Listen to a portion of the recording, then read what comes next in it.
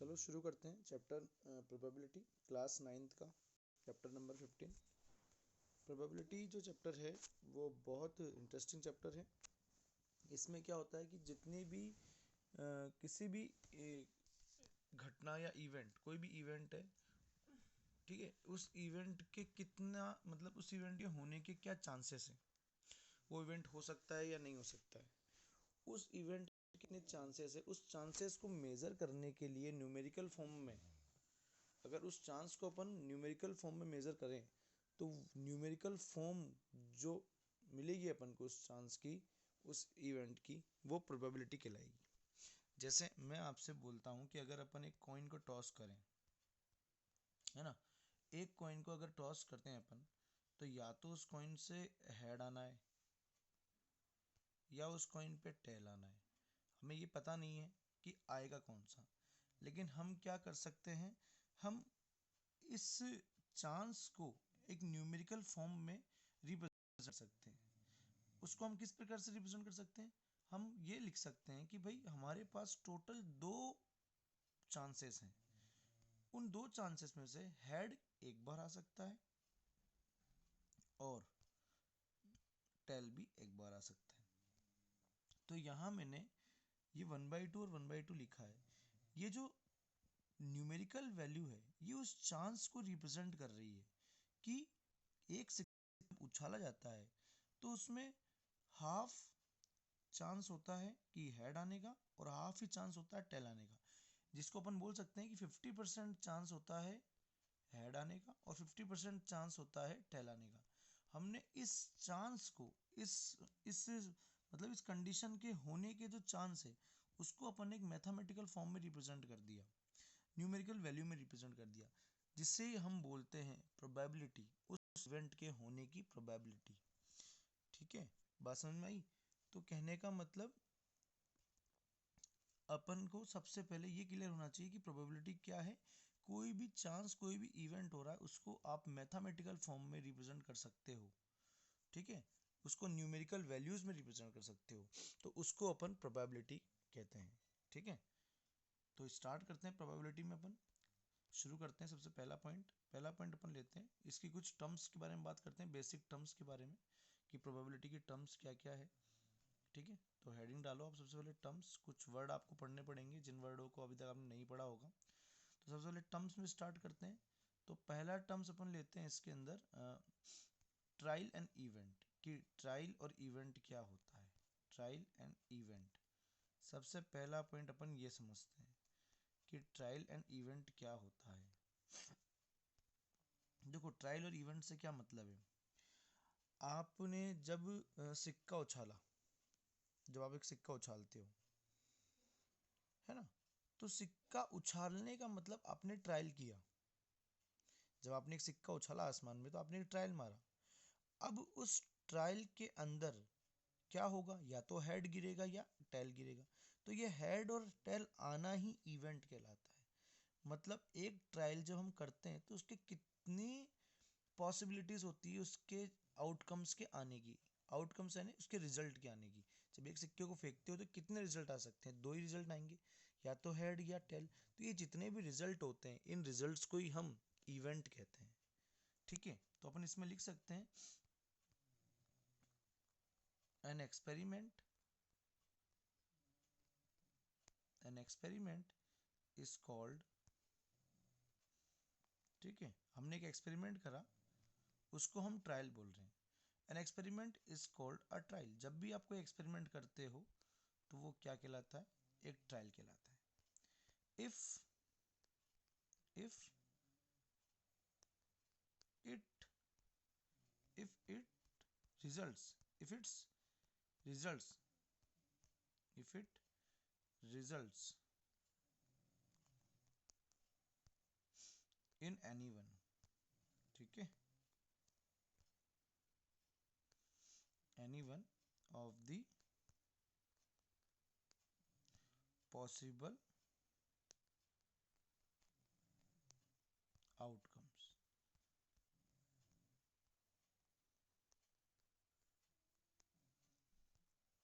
and all possible outcomes, all the possible outcomes, ठीक है, are called event, are called event। ये event की definition हो गई और ट्रायल की डेफिनेशन हो गई। यानी जब अपन एक सिक्के को उछालते हैं तो वो हो गया ट्रायल, वो एक्सपेरिमेंट का नाम ट्रायल। और फिर जब उछलने के बाद जो रिजल्ट हमारे सामने आएगा, जितने भी रिजल्ट आएंगे पॉसिबल, उन रिजल्ट को अपन क्या बोलेंगे, उन रिजल्ट को अपन इवेंट बोलेंगे। तो एग्जाम्पल लिख देते हैं अपन इसका, ये एग्जाम्पल लिख लेते हैं अपन। टॉसिंग, टॉसिंग ऑफ ए, अच्छा कॉइन फेयर होना चाहिए, ध्यान रखना, ऐसा नहीं कि पता चले उसमें हेड ही हेड हर बार आता है, टेल आता ही नहीं है ना। Fair coin is a trial. देखो कि सिक्के को उछालना ट्रायल है ना। And turning, and turning up head और टेल, ठीक है, टर्निंग अप हेड और tail are events, are events, ठीक है, ये इवेंट कहलाएंगे। तो एक सिक्के को आसमान में फेंकना ट्रायल है, और उससे जो रिजल्ट मिलेंगे अपन को, वो रिजल्ट को अपन ध्यान से देखेंगे तो वो रिजल्ट क्या है अपने लिए, इवेंट का काम करेंगे, ठीक है। अब इसके बाद अपन एक नई टर्म पढ़ेंगे इसके अंदर, सेकंड टर्म के बारे में बात करते हैं। सेकंड टर्म क्या होती है? अच्छा देखो, अपन एक वर्ड बार बार यूज कर रहे हैं, आउटकम्स, तो इसको भी लिख लेते हैं कि आउटकम क्या होता है। आउटकम्स, आउटकम्स क्या होता है? जब भी आप एक एक्सपेरिमेंट करते हो तो जितने भी पॉसिबल रिजल्ट्स होते हैं, उन सब रिजल्ट्स को अपन आउटकम्स कहते हैं, ठीक है। All possible results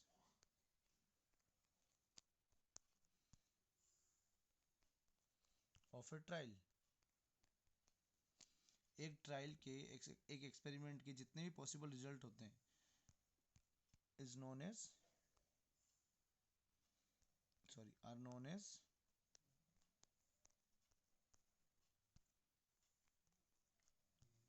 outcomes. क्या बोलते हैं?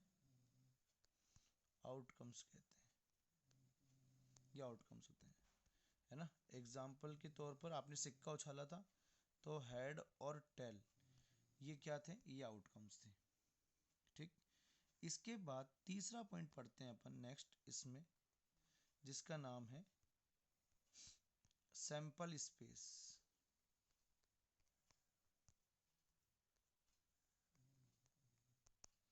अब सैंपल स्पेस क्या होता है? आपने जैसे एक सिक्के को उछाल के ट्रायल करा, तो ट्रायल करने के बाद आपके पास सारे पॉसिबल आउटकम्स आए। उन सारे पॉसिबल आउटकम्स का यदि सेट बना दिया जाए, उन सबको सेट की फॉर्म में लिख दिया जाए, तो उस फॉर्म को सैंपल स्पेस कहते हैं, ठीक है। तो अपन लिख सकते हैं set of all possible outcomes,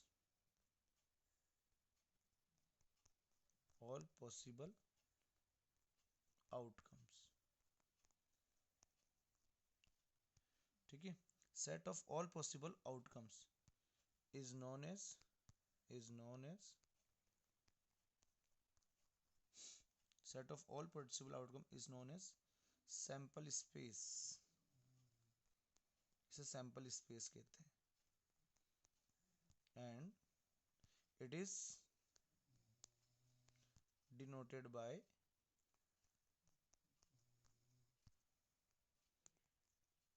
generally capital S से डिनोट करते हैं, ठीक है। जैसे एग्जाम्पल के तौर पे बात करते हैं, वही वाला एग्जाम्पल लेते हैं। जब आपने एक कॉइन को टॉस किया था, जब आपने एक कॉइन को टॉस किया था, तो आपके पास दो रिजल्ट आए थे, है ना, एक तो हेड आया और एक टेल आया। तो इसी चीज को आप यूं लिख दो, S is equals to head comma tail, इस ब्रैकेट में अगर आपने इसी इन्फॉर्मेशन को मिडिल ब्रैकेट में लिख दिया, एच और टी जो आपकी इन्फॉर्मेशन आई थी आपने उसको लिख दिया। अच्छा, इसमें ऑर्डर का कोई इंपॉर्टेंस नहीं है, आप एच टी लिखो चाहे टी एच लिखो। अपन ने जब एक सिक्के को उछाला था तो अपने पास दो ही इवेंट आए थे ना, हेड और टेल। तो ये जितने भी इवेंट आए थे, इन इवेंट को यदि अपन इस मिडिल ब्रैकेट में लिख दें तो ये सैंपल स्पेस कहलाता है। इसी फॉर्म को बोलते हैं सेट फॉर्म। इसको ही क्या कहा जाता है, सेट फॉर्म कहा जाता है। ठीक है, तो ये हो गया सैंपल स्पेस के बारे में जानकारी। इसके बाद आगे चलते हैं next fourth point. Fourth point अपना होगा फेवरेबल इवेंट्स। ठीक है, फेवरेबल इवेंट्स क्या होते हैं?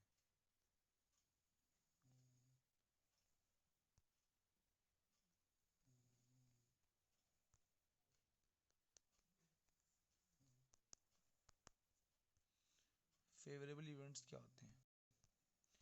अब देखो, फेवरेबल इवेंट्स मतलब नाम से समझ में आ रहा है फेवर, जिनको हम चाहते हैं, है ना।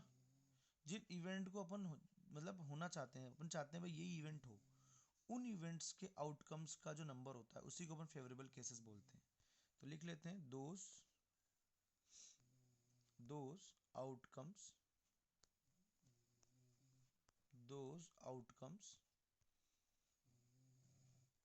of a trial in which a given event, एक इवेंट जिसके बारे में बात चल रही है ना, उसी के बारे में लिख रहे हैं। a given event may happen। ठीक है, वो इवेंट अगर हो जाए तो उसी को अपन फेवरेबल इवेंट बोलते हैं। ठीक है, are called favourable event.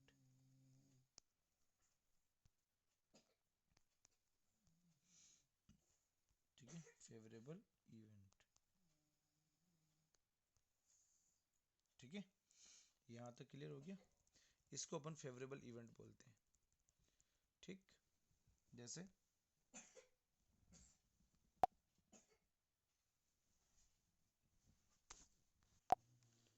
Example के तौर पे बात करें, एग्जाम्पल,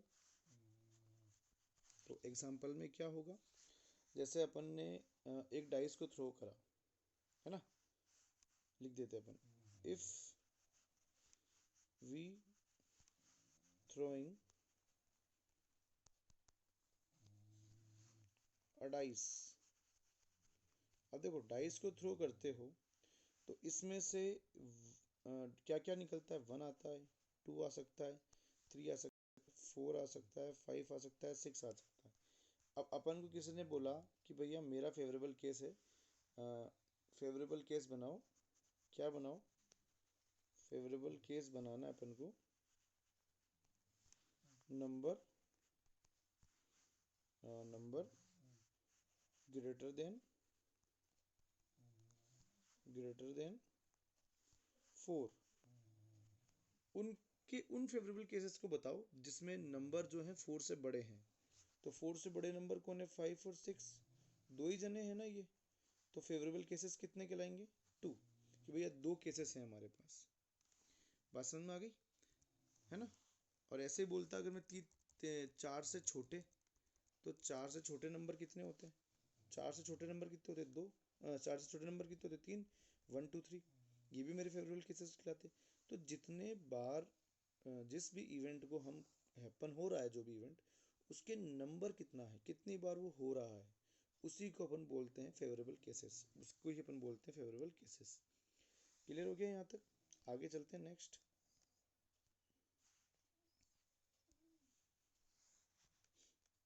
आगे बात करते हैं नेक्स्ट पेज पे।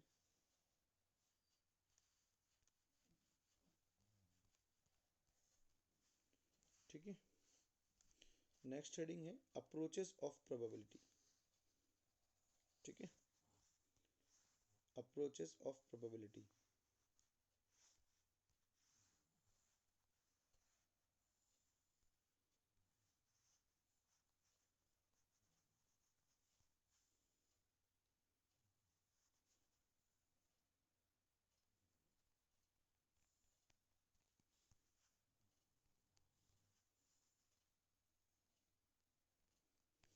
अप्रोचेस ऑफ प्रोबेबिलिटी, इसको देखना है अपन को। ठीक, तो इसमें शुरू करते हैं। देखो जो अप्रोचेस ऑफ प्रोबेबिलिटी है वो वैसे तो 3 टाइप की होती है। मैं तीनों टाइप के नाम लिख देता हूँ। पहला एक्सपेरिमेंटल, जो अपने 9th क्लास में आएगा काम में। 9th क्लास में सारी प्रोबेबिलिटी एक्सपेरिमेंटल पे बेस्ड है, मतलब पहले से एक्सपेरिमेंट किए गए हैं और अपन को उनका डायरेक्ट यूज़ करना है। दूसरा होता है जो 10th क्लास में चलती है, जिसको अपन बोलते हैं क्लासिकल अप्रोच। ठीक है, ये अपने 10th में काम आएगी। और एक और होती है थर्ड, जिसको बोलते हैं एक्सियोमेटिक अप्रोच। ये अपने 10th और 11th इन क्लासों में काम आने वाली अप्रोच है। तो अपन इसको तो अभी डील नहीं करेंगे, अभी अपने सिलेबस में ये है नहीं, मैंने नाम लिख दिया है बस। अब स्टार्ट करते हैं एक्सपेरिमेंटल प्रोबेबिलिटी। ठीक है, एक्सपेरिमेंटल प्रोबेबिलिटी में हम करते क्या हैं उसको देखते हैं। एक्सपेरिमेंटल प्रोबेबिलिटी, इसमें होता क्या है, मान लो आपने कोई इवेंट कोई एक्सपेरिमेंट किया। ठीक है, उस एक्सपेरिमेंट में टोटल जो आउटकम्स आए वो अपन ने मान लिए टोटल आउटकम्स। टोटल आउटकम्स यानी वही ट्रायल्स, टोटल आउटकम्स बोलो या टोटल ट्रायल्स बोलो, एक ही बात है। Total number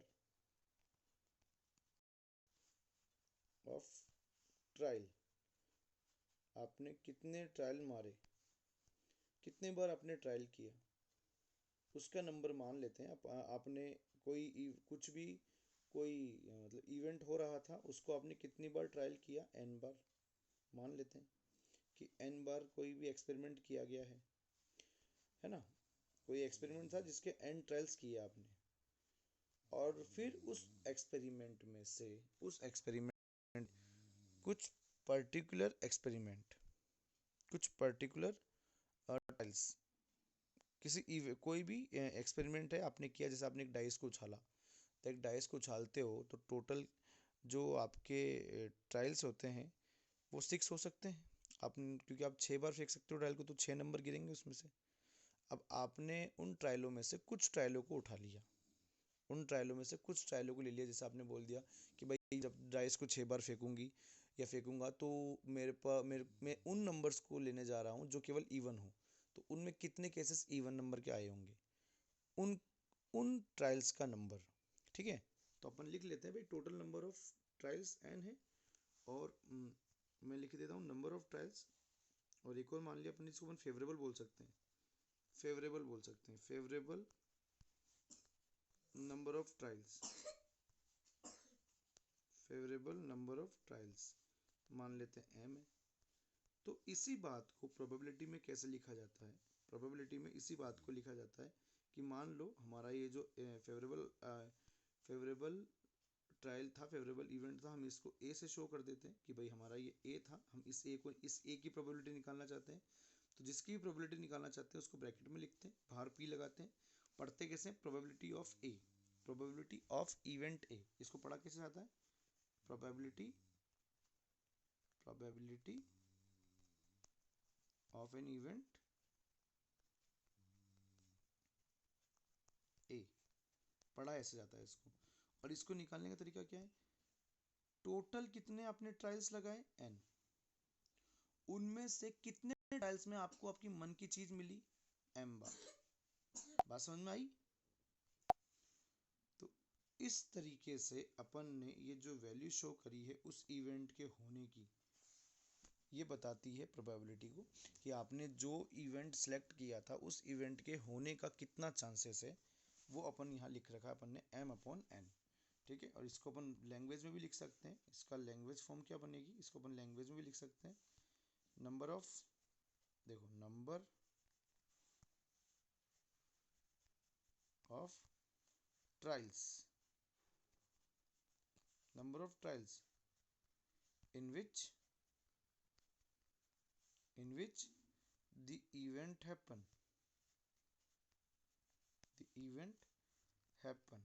number of trial in which the event happens, और इसके अपोन में क्या था, अपोन में क्या था, टोटल नंबर ऑफ ट्रायल्स, कितनी बार आपने ट्रायल किया, टोटल नंबर ऑफ ट्रायल्स,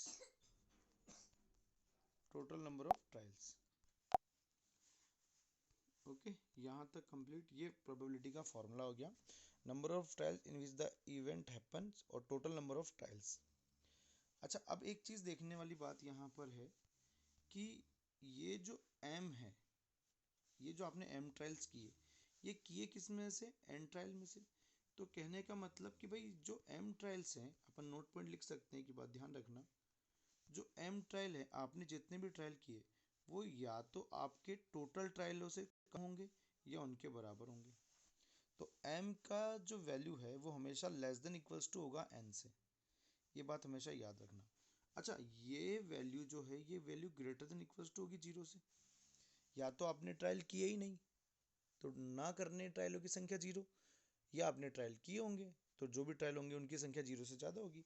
तो इसी इन्फॉर्मेशन को अपन ऐसा भी लिख सकते हैं, जो आपने ट्रायल मारे थे एम, वो ये जीरो से बड़े होंगे लेकिन लेस देन इक्वल्स टू किससे होंगे, एन से, क्योंकि आपने जितने टोटल लगाए थे उनमें से कुछ ट्रायल आपने सेलेक्ट करे, उनमें से कुछ आपके इवेंट हो गए हैं।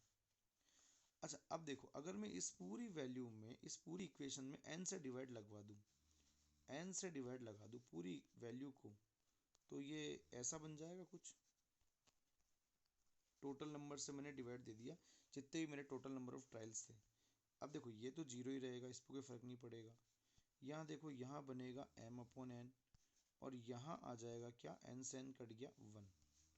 अच्छा, एम अपॉन एन को अपन ने किस नाम से जाना, प्रोबेबिलिटी ऑफ ए, याद है, एम एन की जगह अपन ने वहाँ ए लिखा था। हाँ, तो किसी भी प्रोबेबिलिटी का, ये बात हमेशा याद रखना, कोई भी प्रोबेबिलिटी हो, उस प्रोबेबिलिटी का आंसर हमेशा जीरो से लेके वन के बीच में आएगा, ना तो जीरो से कम आ सकता है ना वन से ज़्यादा आ सकता है, हमेशा आंसर जीरो और वन के बीच में रहेगा। ये बात हमेशा याद रखना, इसे रेंज बोलते हैं प्रोबेबिलिटी की, ये रेंज है प्रोबेबिलिटी की। प्रोबेबिलिटी का आंसर कभी भी ध्यान रखना नेगेटिव में नहीं जाएगा, क्योंकि जीरो से छोटा होते ही नेगेटिव बन जाएगा, यानी प्रोबेबिलिटी नेगेटिव में नहीं काउंट होती है, और प्रोबेबिलिटी का आंसर कभी भी वन से ज़्यादा नहीं आ सकता।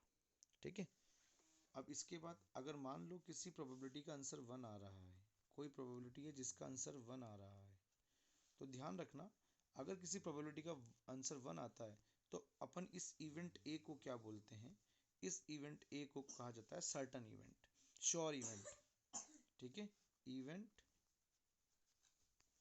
ए इज कॉल्ड श्योर इवेंट। कब कहा जाएगा, जब भी किसी प्रोबेबिलिटी का आंसर क्या आ जाए, वन आ जाए, और अगर इसी प्रोबेबिलिटी का आंसर जीरो होता तो इसको बोला जाता, इस इवेंट को बोला जाता, ठीक है, event A is called impossible event, ऐसा इवेंट जो हो ही नहीं सकता।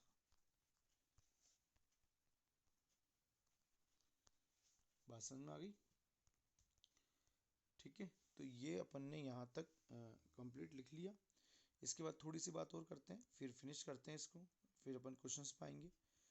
देखो ध्यान रखना कि अगर कोई इवेंट हो रहा है तो उसकी प्रोबेबिलिटी पी एस से दिखाई जाती है। पी ए का मतलब कोई इवेंट हो रहा है, ठीक है, लेकिन अगर इट में हैपन है ना, ये हो रहा है, ये तो होने की है, अगर यही किसी इवेंट के ना होने की प्रोबेबिलिटी निकालें तो उसके ऊपर एक नेगेटिव साइन लगाते हैं, एक बार लगाते हैं, और इसको क्या बोला जाता है, ए बार डिनोट्स, ये क्या डिनोट कर रहा है, A bar denotes that a event A, है ना, इवेंट ए डजंट हैपन, जो इवेंट नहीं हो सकता है उसको दिखाया जाता है ए बार से। ठीक है, बात समझ में आ गई? जैसे मैं आपसे बोलूं कि आपने किसी सिक्के को उछाला तो उसमें हेड आने की प्रोबेबिलिटी क्या है, आपने कहा भाई टोटल टू है, उसमें से हेड एक बार ही आएगा, ठीक है। लेकिन अब मैं आपसे बोलूँ हेड ना आने की प्रोबेबिलिटी बताओ, तो आप इसके ऊपर बार लगा दोगे। तो अब आप सोचो हेड नहीं आने की प्रोबेबिलिटी आप कैसे निकालोगे। आप क्या करोगे, आप टोटल तो 2 लिखोगे, यहाँ लिखोगे 2 माइनस 1, 2 में से एक हेड हटा दो तो क्या बचेगा 1/2। इसको और एक एग्जांपल से समझते हैं। मान लो आपने एक सिक्के को 500 बार टॉस किया। एक सिक्का था, उसको आपने कितनी बार टॉस किया, 500 बार टॉसिंग करी उसकी, 500 बार उसको उछाला, जिसमें से हेड आया मान लो 200 बार और टेल आया मान लो 300 बार। अब आपसे किसी ने कहा बताओ प्रोबेबिलिटी नॉट टेल की, यानी टेल के ऊपर भी बार लगा दिया। तो हम क्या कहेंगे, भाई नॉट टेल का मतलब है आप हमसे प्रोबेबिलिटी हेड की निकलवाना चाह रहे हो। तो अपन इसको यूँ लिखेंगे कि भाई हमारे पास टोटल तो कितने जने थे, टोटल कितने थे 500, 500 ट्रायल थे।